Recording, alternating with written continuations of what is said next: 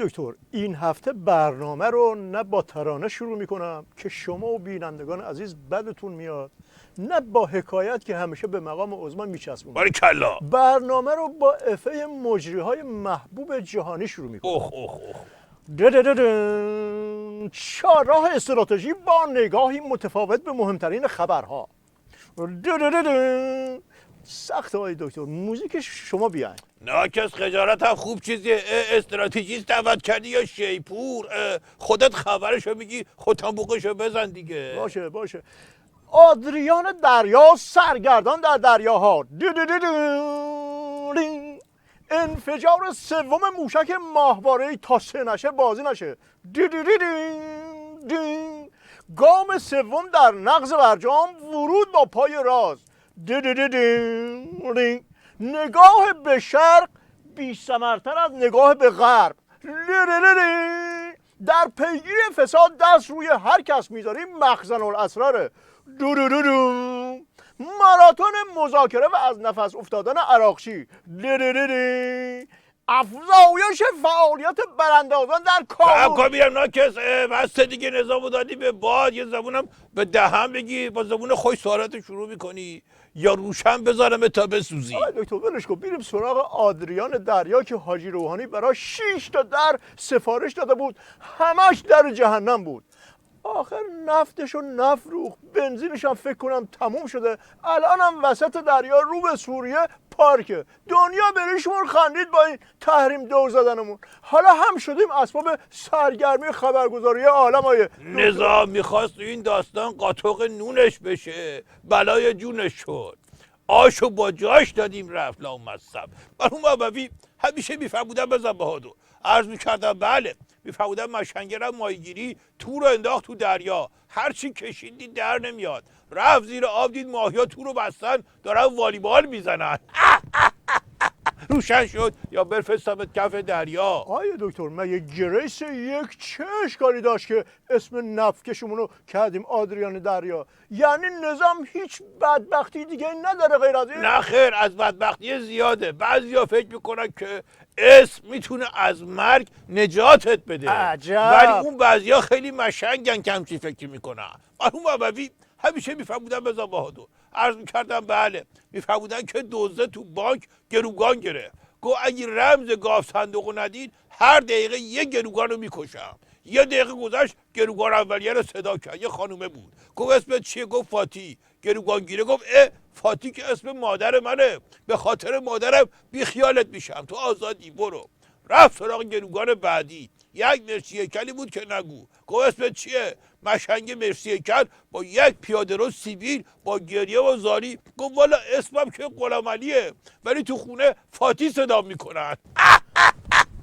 روشن شد یا بفرستم دنبال رمز گاف صندوق؟ آیه دکتر من که پاک گیت شدم. حاجی روحانی یه روز میگه تحریم خوبه، کلی به نفعمون شده، آمریکا هم منزوی شده، امروز و فرداست که سقوط کنه. یه روز میگه کمر درد و پا درد گرفتیم، مقام عظما یه روز میگه فکمون پیاده است، یه روز میگه دیدین 6 ماه گذشت و هنوز سر پایمون سرنگون نشده. مرحوم ابوی همیشه میفرمودن بزن بهادر، عرض میکردم بله، میفرمودن که مشنگه از بالا آسمون خراش پرد شد پایین، همچین که داشت میمد پایین و زمین داشت میمد به سمتش، گفت الحمدلله تا اینجاش که به خیر گذشت، این 20 طبقه باقی رو اگه با همین فرمون بریم جونمون رو در بردیم. ما آیه دکتر این توهین به مقام عظما رو ندیده میگیرم، ضمناً حاضرم یه هفته برنامه رو تعطیل کنیم، شما برید به جای ظریف و عراقچی و این تیم مشنگا مذاکره کنین، به جای این که برن خرابکاری میکنن و بعد شما بخواین جمع جورش کنین، از اول خودتون مذاکره رو شروع کنین. نفر درست این مذاکره شمایی. هم خودمم هم خودتی، نفر درستش خودمم، ولی اگه فکر میکنی به این راحتی کله رو میدم زیر شیر مالی تو، خودتی. آی دکتر هنوز که نتایج شکست ملاقات 10 ساعته و تلفن کاری 4-5 ساعته اعلام نشده. مرحوم ابوی همیشه میفرمودن بزن بهادر، عرض میکردم بله، میفرمودن تو حکومت نظامی به سربازه گفتم بعد از ساعت 9 ای کسی تو خیابون بود با تیر بزنش. ساعت 7 1 کیلو زد. افسره گفت چیکار کردی؟ خونه خراب. سربازه گفت یه آدرسی از این پرسید که عمران تا ساعت 11 پیداش نمیکرد. روشن شد یا برفستمت عین الاغچی دنبال مذاکره. آقای دکتر مگه تو مذاکره چی از اون میخوان که نمیتونیم بریم پاس؟ هیچی، دخالت تو منطقه و موشکی رو که بدیم که دخلمون اومده که. و رو بابوی همیشه میفرمودن به بهادر، عرض کردم بله، میفرمودن بابایی به پسر مشنگش گفت واسه روز پدر هدیه نمیخوام، تو فقط آدم باش. پسره گفت اما من برات هدیه میخرم، راحت تره. روشن شد یا بذارم تو دنده دو یه حول کوچیک تا روشن شی. آقای دکتر اون وقت همین بحث 10 ساعت طول میکشه. آره دیگه، ما که چیزی نمیتونیم بدیم، مجبوریم حرف مفت بزنیم. اونا هم حرف مفت تحویلمون میدن. مرحوم ابوی همیشه میفرمودن بزن بهادر، عرض میکردم بله، میفرمودن تاکسی پول خورد نداشت که باقی پول مسافره رو بده. گفت بذار برات از دلایل حسب تیم ملی بگم. روشن شد یا بفرستم دنبال پول خیلی خاموش روشن میکنه، حواستون جمع کنین. آیه دکتر در مورد انفجار موشک ماهواره بر نظام خبرهای ضد و نقیضی دادن. مثلا من جمله این که گفته شد اونی که منفجر شده سکوی پرتاب بوده و نه موشک و ماهواره. سکو که یه مش آهن و میلگرد و پلیته، مگه ممکنه منفجر بشه؟ بستگی به شنوندش داره. آیه دکتر اما اولاغم که این خبر رو بشنوه شیشکی به نظام میبنده. خب باشه، خبری که برای اولاغا نساختیم که، خبر برای یه مش بسیجی دادیم. البته از حق نگذاریم یه حالت دیگه هم ممکنه باشه که کسی که خبر رو داده فرق موشک و سکو رو نفهمیده بوده.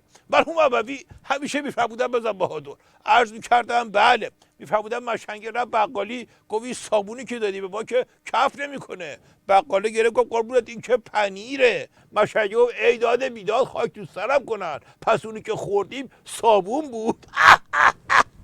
روشن شد یا برفستمت سکو پرتاب برات منفجر کنم. آقای دکتر پس این افتخار جهرومی درست میگفت که این سومین موشک ماهواره برکه منفجر شده.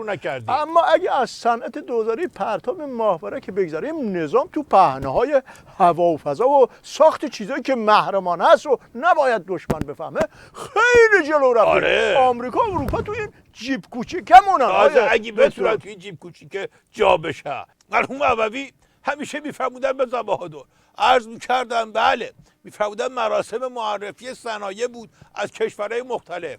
ژاپنی اومد گفت ما یه موشکی ساختیم که میزنیم صاف میخوره وسط هدف. گفتن درست وسطش کلا 10 سانت بالا پایین فرقی نمیکنه.